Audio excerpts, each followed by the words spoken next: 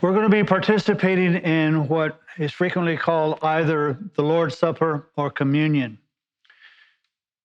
Theologians and denominations will argue about the elements at this table. They'll say that the elements are the actual body and blood of Jesus. Others will say that it's the essence. And then others will say that it is the symbol of his body and his blood. And they will argue back and forth. And while those arguments are important and the positions are important, the sad thing is all too often we miss the rich teachings of this simple celebration. Jesus at the Passover that we call the Last Supper was a part of a Passover meal. In that Passover meal, there was a recollection of what God had done, and it was done so in a personal level. It wasn't, well, God freed our parents or grandparents. It was that God freed us from sin, that God delivered us from slavery. And there was that participation. And also in this time that Jesus shared what we call the Last Supper, that Passover meal, he taught his disciples a significant amount of information. Those I think that they didn't quite comprehend until after his resurrection, and others were a recounting. But this celebration, in essence, Jesus taught, but the teaching pretty much goes throughout the entire scriptures. So, for instance, it was a Passover meal. It was the night before Israel was going to be freed from slavery in Egypt. And so they prepared unleavened bread, and it was known as the bread of haste because God was going to be delivering them from bondage the next day. And so it was done in a hurry because God had said so. Furthermore, though, when it comes to unleavened bread, oftentimes in the scriptures, leaven is considered as a symbol of sin. And so there is a significance there that we'll talk about in a little bit. The celebration of the Passover in Egypt, God said, if you would take the blood of a lamb and place it on the doorpost and the lintel, almost like a cross, if you will, and when he saw the blood, he would pass over, and that household would be free from the judgment of the death of the firstborn. And the people in that house would place the blood on the doorpost and lintel because God had said so, and they believed God, and by that faith, their house was saved. Now, notice he said, if I see the blood, I will pass over. He did not say, when I see the blood and I look inside, and you've been good little boys and girls, or you've followed these things, or you've been excellent in your righteousness. He didn't say that. He said, when I see the blood, I will pass over. And in essence, Jesus, as our Passover lamb, is that one who, when God sees his blood for us, that we are Passover. So in this meal, we celebrate the sense of that it is Jesus's blood and righteousness that applies to me, that I'm free, not because I've been a good little boy or girl, and not because I followed him fully, but because he promised that when I trust in him and his sacrifice, that I would be free from sin immediately. And so there is, again, that sense that even in Exodus, that teaching, Jesus is showing that he is our Passover lamb, that his blood and his sacrifice is there for us. He further, when we take the bread, the unleavened bread, because it is a symbol not just of haste, a haste, if you will, because upon Jesus' death, burial, and resurrection, we will be free from sin and the bondage of it. And so it is, in essence, a bread of haste, but it is a sinless body because there is no leaven, no sin. And Jesus was a perfect sacrifice. When his body is broken, it is broken in a sinless perfection. if you don't see these things throughout the teachings of the scriptures, you miss the richness and the fullness of what we do by simply taking a piece of unleavened bread and some juice or wine or whatever and say, well, we celebrated the Lord's Supper. There is rich and great meaning at this simple celebration. Likewise, the cup. Jesus says that this is the new covenant that is inaugurated by my sacrifice. It is his blood.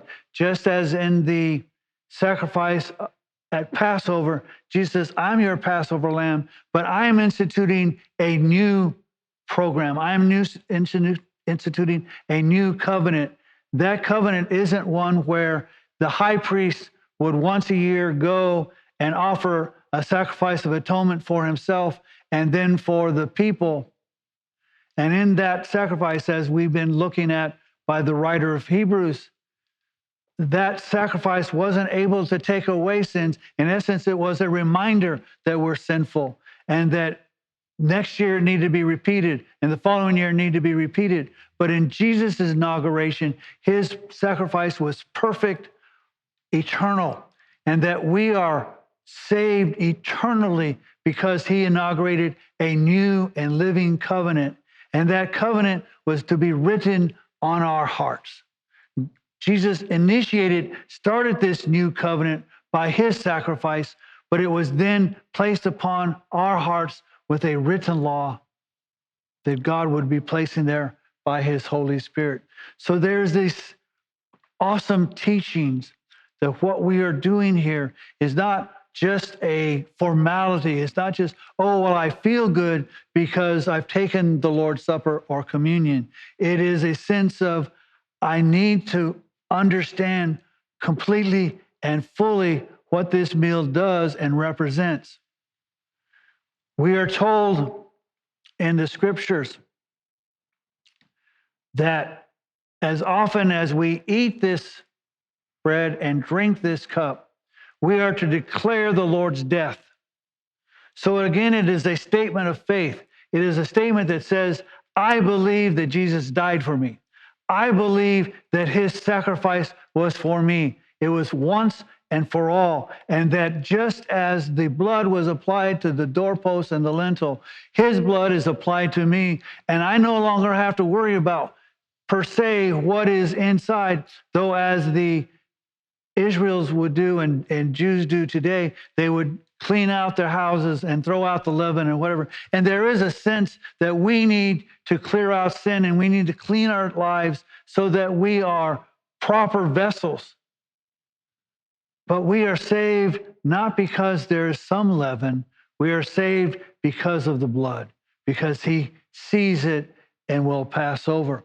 And so we declare his death. Something that usually would cause shame because Jesus died on a cross, on a tree, which was something to be shameful about. But we declare it because that death symbol and to cause us to be delivered from the sin and bondage of the slavery of sin. Israel was freed from the bondage of Egypt. We have a greater freedom because we have been free from the bondage and shame of sin. And therefore, we can have a clean conscience because I don't have to say that I am self-righteous because I am not. But I can say that I am righteous because of the blood of Christ, because of his sacrifice. And I declare that. I make it a statement of faith. But there's a further statement also. It says that we are declared that death until he comes, which means we are, again, a statement of faith that Jesus said that he would return. He said that no man knows the time or the hour, not even him, but the Father in heaven has determined what that time would be. But because Jesus said it, because God said it, we have this promise. And therefore, when we take this, we also not only declare his death, but declare it until he comes. It is a statement of faith. While we declare his death in a sense of that depression that I feel that God would die for me. And why would he do that? And I don't deserve that love and that sacrifice. And at the same token, a statement of celebration and of victory that he's returning, that yes, he died, but he rose again and he's returning, and we declare that. So this simple act of taking some unleavened bread and some drink says so much more than taking some bread and some drink, but it says that we understand what he taught. We understand what God is doing in the lives of his people and our lives. And we understand that that applies to us. The scriptures again say about this meal that we are not to take it unworthily. Now, the problem with that is so many people look at the word worthy. And as I frequently say, if we were to be worthy to take this, we would set the elements out. We would all look at it and say, I can't participate because I am not worthy. And even at my best, I am not worthy because my righteousness is not sufficient for this meal.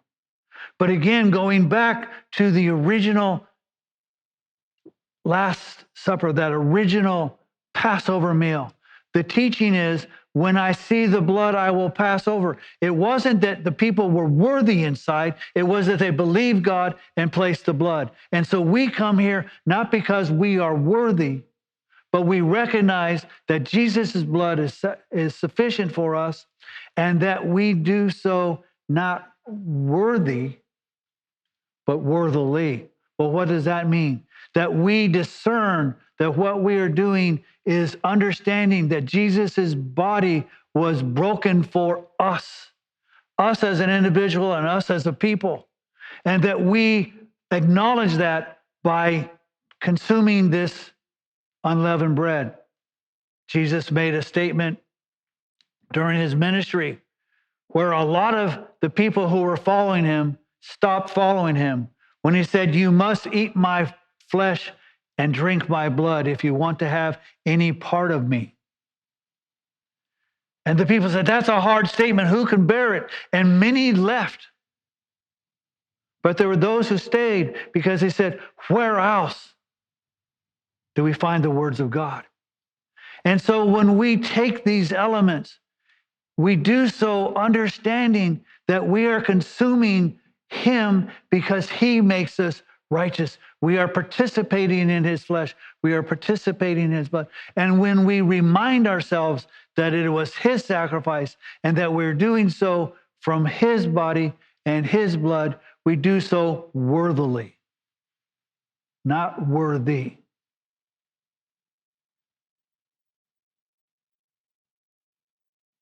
So when we take these elements, it is a time for us to stop the distractions of the world and wonder what's happening on the outside world. But it's a time for us to reflect on exactly what Jesus did for us, to reflect our need and his love, our sin and his perfection, and that he substituted himself for us. So we come and we learn these things and we teach these things, understanding the fullness of what these two elements mean.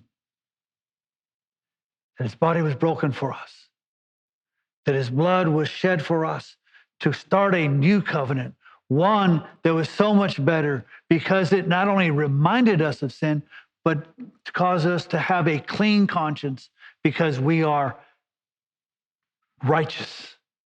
We are saints. We are God's people because of what Jesus did, not because of what I have done. Nothing I can do can add to this table. All I can do is understand what he did and remind myself by the taking of these elements of what he's done. But if I only do that when I take these elements and go away and act as if nothing was different, then we've kind of missed the point. Jesus could have had this meal the first night, the first year of his ministry, but he waited to really teach these things so that they might know them. And again, the disciples didn't quite grasp all that was happening. They kind of got it a little better after the resurrection. And when we come to the table understanding that we aren't perfect theologically, that we don't know it all, and that we haven't considered the entire counsel of God.